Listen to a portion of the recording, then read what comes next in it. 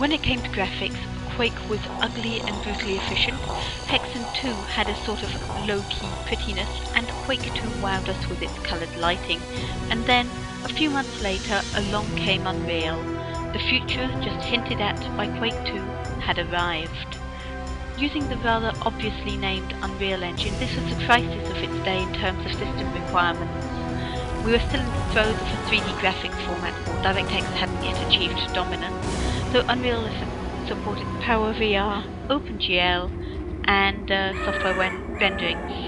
I'm running it with a patch that adds DirectX 10 support, but it looks pretty much the same under software rendering with all the options on. The textures are just a bit smoother, there's transparency, and that's about it for differences really. We start by picking our character's model and skin. You've got a couple of different models, 2 male models, 2 female models, 3 male models, 2 female ones. I'm just going to go with... Oh, you can also be the dead person, lovely, and some basic team colours for PvP. I quite like this sort of picking up your character thing. It gives you more of an investment in the game that you're lacking when you're playing generic Doom Marine 3. As you'll see, Unreal has a far more story-driven approach, especially in the initial levels. It also eschews the power fantasies of Quake and Friends by starting you out unarmed, near death, and surrounded by the dead Prisoner dying. 849 escaping. And we are prisoner 849. We've got a bunch of other dead prisoners here. A bandage there on that urinal, lovely. That'll help give us a bit more health, because as you can see we are only on 17 health at the moment. We're going to go... where can we go? We can go upstairs here. Go upstairs here? No, we can't go upstairs here, that's just a door. Oh, there's a button there. Eek, maybe I shouldn't have done that. Where am I? Oh, okay. There's a guy on a chair. He doesn't look well. He looks very dead, in fact. Right, that means we've got a translator method. Oh! Whoops. Oh, he was there for execution! It's an electric chair.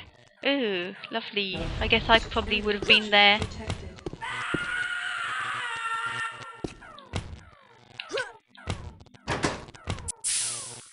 Oh right, I see. That brings the lift down, then we jump on it.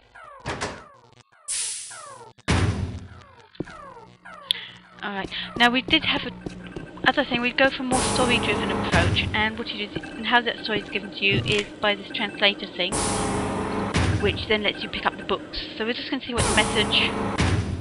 We're just going to go and see what the message on that terminal read. Ooh, and there's smoke and...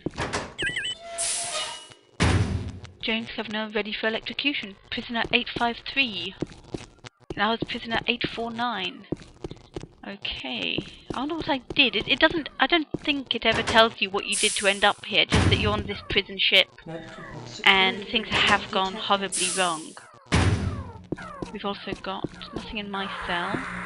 Body there, no story. Yes, we've got a book here that gives us some more story. Celebrating by some prison riot, lovely. Health pack. You also get stories, bits of story by some bodies have story bits on them. Like Hexen and Quake II and so on, we have a bit of an inventory system. I've just picked up a flare, which we'll use later. It does pretty much what you do. Prisoner 470 escaping. Sounds like there's a whole bunch of people escaping, and it doesn't sound like it's going very well for them. 327 Going by the screams I heard. Ooh, is that a handle or just a thing? Just a thing. Don't know if these doors go anywhere different. We've got an alien thing up there. We're not going to go up there just yet. We're going to see if there's another route around. No, there isn't. Okay. Guess it's this way or no way. So yeah,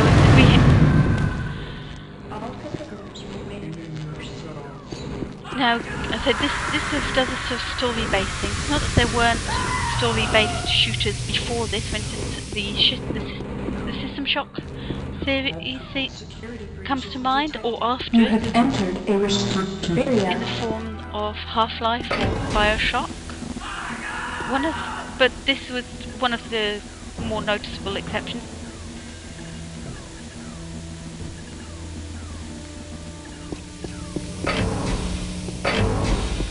You'll notice here we've got a shiny floor. Now this isn't proper reflection. It's cheating by mirroring the geometry.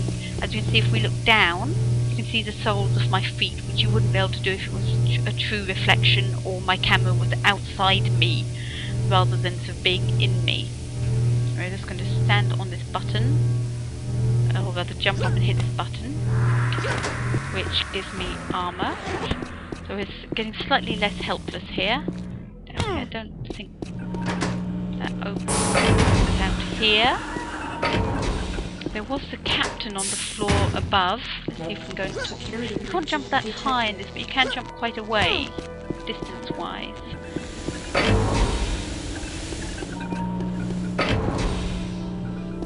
Just going to go back, see if there's anything to do on that chair there. Or we're not, because this lift isn't going anywhere. Ah, here it goes, okay. So, right, apparently we were on our way to being transported to a prison moon, and we saw an uncharted planet and decided to investigate. Way to stick to the mission, guys. Bet you're feeling pleased with yourselves now. And one of the ship's crew just dies as we get to him. Yep, so unusual magnetic disturbance. Let's go investigate. Has anybody ever seen a film or a game or a book where that's turned out to have been the right thing to do? No, I don't think so. No, that's going to damage us as we go through. Now we're in the med bay. More flung about people, dead people. Destroyed view screens. Perhaps hit points. Yeah, it's just more oh dear, it's all going terribly wrong kind of thing. Lots of fights between the prisoners as we approach the moon. You have entered a restricted area.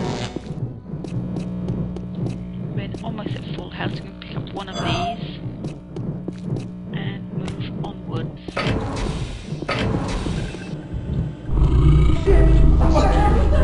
Detected.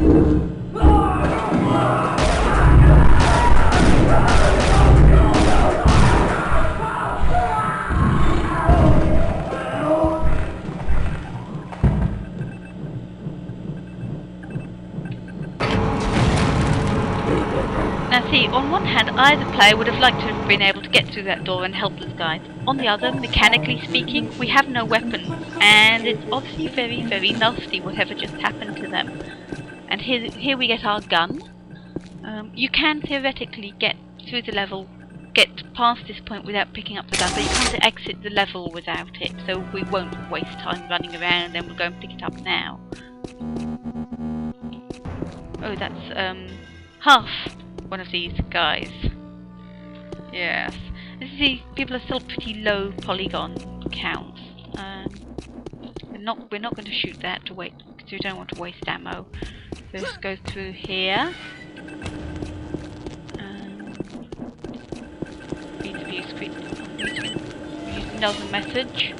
Yeah, basically they tried to get the ship out of the away from the anomaly, but it was too late. Because if it wasn't too late, we wouldn't have much of a game really. My character would have been stuck in their cell, probably executed for something. So it's quite good that they don't actually tell you why your guy is here. They leave it open that they might be they hint at possibility that people could be innocent via one of the logs, so you don't have to go, oh, I don't want to play this guy, or you don't have to come to terms with whatever your character's done and decide it, and it'll put you off the game. Because, sometimes games aren't very good at working out what sort of character you might be playing. Generally, games that start you in prison always give you the option of being innocent. Anyway, we've now escaped the ship. We've got to pick up some more flares. And, you know, that initial level was pretty different as far as FPS is going. There's no combat and we had no power. Little light there. Some different weapons. But here, at this point, we step outside and you see this. That's when we knew we were playing something different. I mean, really different, graphically speaking. Sure, the polygon counts are low by today's standards, but just look at that sky. And there's birds and there's little harmless animals wandering around. And the dead people with more story stuff. Yeah, things aren't going well. The natives are apparently hostile. There's some ammo in a pool of water, but there's a slight bug with the graphic drivers. They sometimes black out, so we aren't going to go and get them. What we will do is pick up another gun. Some weapons have different modes of fire. All that seems to do with this one is make me hold it sideways, gangster style. Yay, very professional, but you know, I guess my character is some sort of, possibly some sort of criminal rather than a professional soldier. So you know, they've got an excuse for holding their gun like an idiot. What's this? Yeah, it looks like we've got the enemy species are called a scourge. We wander around. You can shoot and attack the little animals. I'm not going to do that because that's kind of cruel. I'm just going to go over here and show you a vista. Not the operating system, a view. Ta-da, how about that? Little hut down there. I'm not going to try and jump into the water from here, partly because I don't think I'll make it, and partly because there's a weird current that also glitches out. You have crates, so which we can shoot, and which sometimes have things in them. And as we come up here and round this corner, we have another body. Come down here.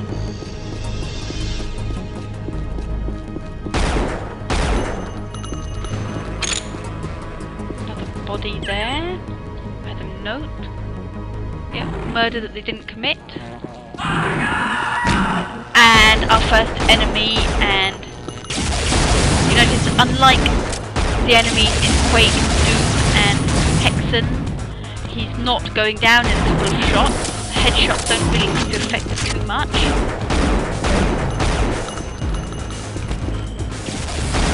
We've got firing rockets. Well, he's not actually doing a lot of damage to us. It certainly feels a lot more terrifying and a lot less controlled than combat in Doom and Quake and Hexen.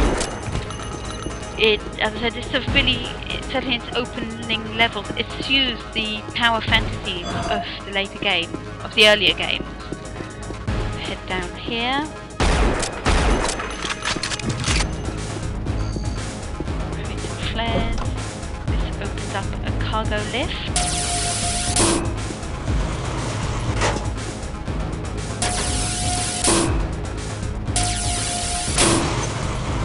Very funny ideas about when it should be opening its doors or not. Obviously health and safety isn't a big thing.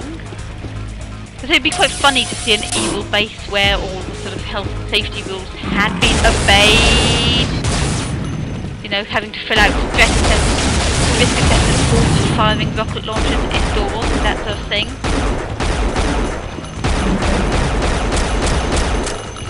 They would have an auto fire with this, just hold the mouse down. So yeah, while the combat's actually quite terrifying, it's not doing us that much damage. Oh, these little plants here, they heal you for 29 points, which is far better than the med kits, which only do 20. We're now going to the house that we saw. Bird, sky, and I don't think you can shoot this. I remember trying it and not getting anywhere.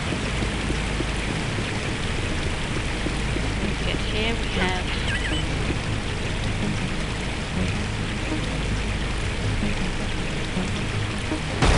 wet sort of thing. Going to break all these pots. I've got a flashlight, yay, that means I can see in the dark without using a torch. And we have this hovering alien guy here, and then he's obviously looking after this body. This guy. Don't know if that's a guard or a prisoner. It's more like a prisoner. Well, just get that. Because I'm a terrible person. I'm gonna see what happens if I do this. Oh, he hides. Okay. He hides. He tries to placate me. Okay. I will let you live. Sorry, man. Didn't mean to do that. Now, I know I feel really rotten about that because he didn't attack me. He just tried to run away. So I feel kind of bad about that. Sorry. Fuck. And we've now got these things. And birdie thing. Birdie flying birdie thing. I don't know if this is the same sky thing. Typical, isn't it? Big rocket launcher thing didn't do me that much damage, but these things.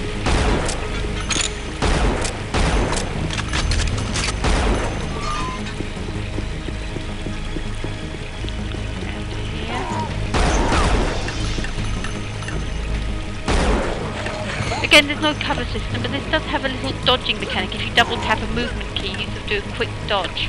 However, I prefer to dodge manually, because I always forget about those things until it's too late.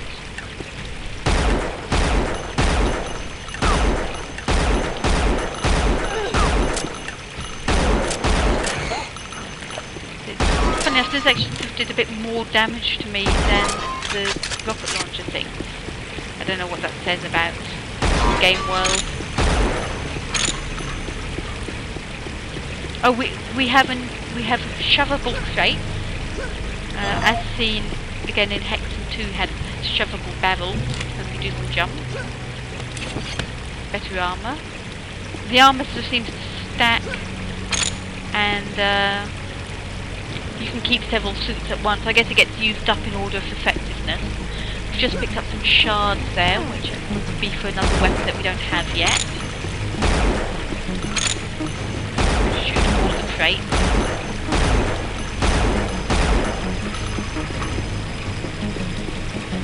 Not use any of that, just healing supplies. Then go back down here, shoot those. This brings us out here above this platform. Jump. Unbreakable crate, lovely. Another auto mag.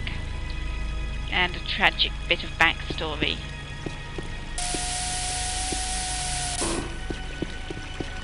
So we've cleared this bit. We're doing okay on the ammo front. I've still got my starter pistol, even if we were running low. Is that way? Yeah, it's the right way because there's a flare. If I didn't pick up. There's the house.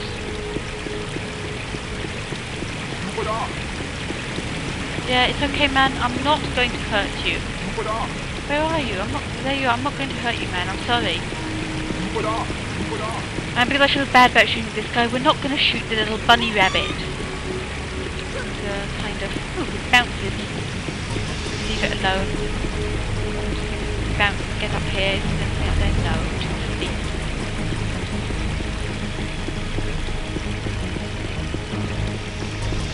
Back this way. Again, you'll notice we're running pretty damn fast. I don't know why fast movement fell out of favour in the game. There's nothing this way except more healing plants, so we're not going to bother.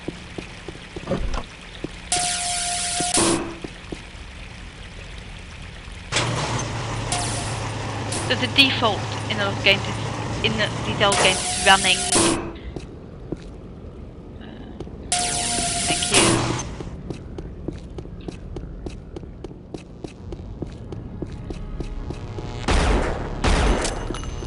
Probably am wasting ammo on those.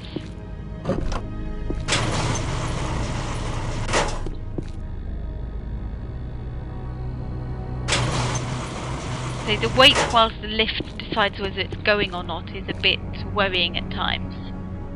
So what do we have here? We've got another body. We're going to push this crate up there. He's got no story. Can't jump up here, so what we're going to have to do is hop on the lift and time to jump. There we are. Replenished my assault vest. Then go and get the lift out back again.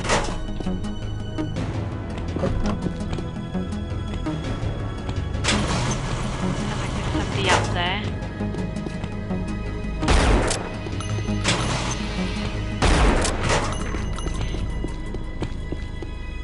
The enemies here don't seem to really duck much.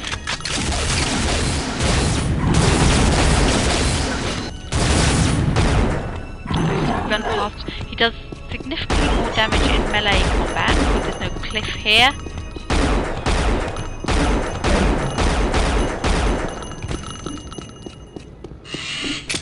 There's more automag clips, another bit of story.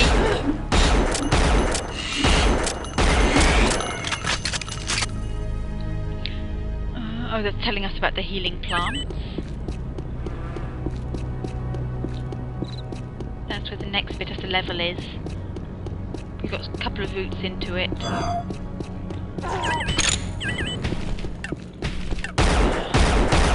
I'm sure I've seen these things in other games.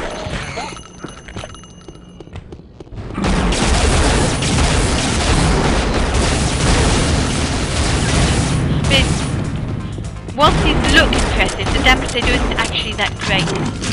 A lot of sound and fury signifying nothing. But I am having to do a lot more backpedaling in combat than I feel is necessary in things like, again, Quake. I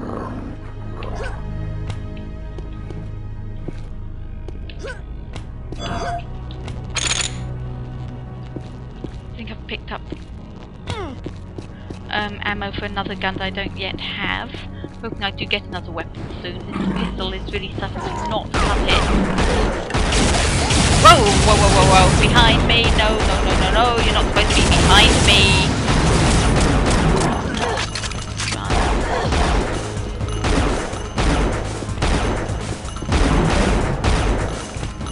Right, I'm sure I saw some health. I'm only taken 5 damage. But it's, I mean, whilst it's not actually doing much damage, it all feels a lot more visceral than it did in other games.